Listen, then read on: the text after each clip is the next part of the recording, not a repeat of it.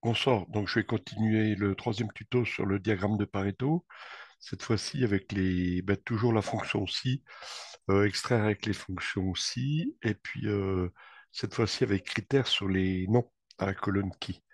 Là, ça sera la colonne C, on va s'intéresser à la colonne C, puis à la colonne G. Puis après, le dernier tuto sur Pareto, ça sera avec le filtrage comme la dernière fois.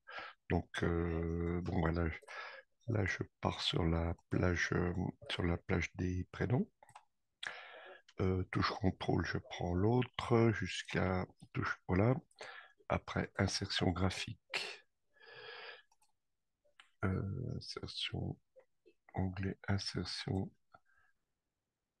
graphique, histogramme, celui-ci, il est à droite. L'infobule, voilà, Pareto. Voilà, il va nous mettre le graphique, donc, il est ici. Donc, en fait, 80%, donc on arrive ici. On arrive à peu près au milieu. Si on trace une verticale, ça fait Sylvie. Donc, les trois premiers prénoms, logiquement à gauche. Donc, Robert, Paul et Sylvie doivent faire 80% du chiffre d'affaires de la colonne G. Le total étant en bas, là, 9759. Donc, on va essayer de les extraire. Donc, je peux déplacer ici. Là, on peut mettre, ici, on peut mettre Robert.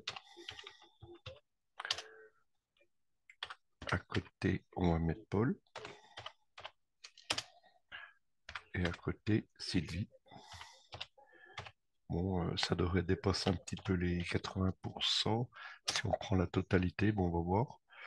Donc, on va mettre une condition si sur Robert pour sortir les chiffres de Robert. Voilà. Donc, on va mettre égal si.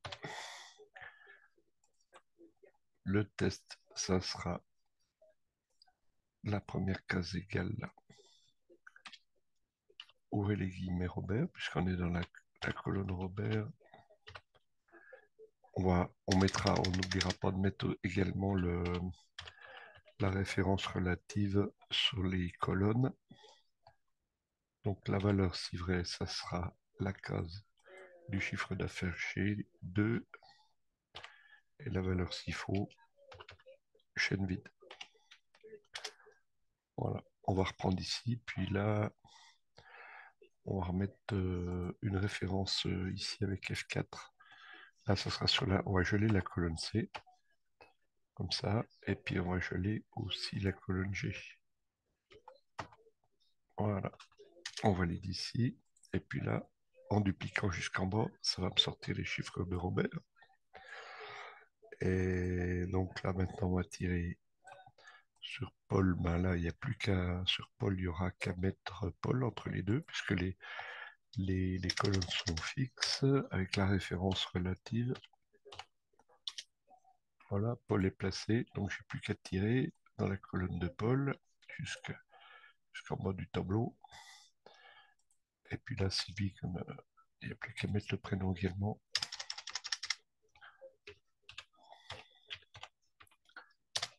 Voilà. Et là, on pourra faire nos calculs de somme. Donc, on va déplacer un petit peu. Donc, il nous reste à. Ben là, on peut regarder. On a les deux. Donc, oui, ici, on peut mettre une petite couleur là-dedans pour bien détailler. Et puis là, ben, on fait une somme tout simplement avec le sigma depuis l'onglet accueil sur la plage de la colonne complète. On va voir les totaux. Donc, entrée ici. Et puis là, en latéral, donc, somme I2, I28. Et là, J2, J28. Et puis là, ben là, on va mettre une couleur différente. Puis on va mettre le total des trois. On fait un sigma de celle-là pour voir ce que ça donne. Donc, c'est pas la bonne plage. Attention, il ne faut pas prendre le total général. Il faut prendre que les prénoms. H2, HIJ. Voilà, là c'est bon. Donc là, il nous a mis un format. On va prendre un format standard. Voilà. Donc ça, c'est la valeur. Donc on va prendre, on va extraire la valeur là, puisque c'est une calculée, celle-là, on va la copier, on va la coller à côté en valeur ici n'importe où. En valeur brute, ça c'est le total général. On va reprendre celui-ci, on va le coller, on va le copier-coller aussi en valeur brute. Mettons ici, voilà. Et puis maintenant, eh ben ici par exemple, on va mettre le rapport en pourcentage. Donc on va calculer celui-ci divisé par le total général. Voilà, puis il n'y a plus qu'à mettre en pourcentage. Là, on trouve donc les trois prénoms nous donnent 79, 17. Bon, si on prenait, qu'est-ce qu'on pourrait prendre? Oui, on pourrait s'amuser à extraire Patrick. En plus, on dépasserait les 80. Voilà. Le prochain tuto, ça sera avec l'outil filtre. Là, ça nous a permis d'utiliser les conditions ci. Bonne soirée.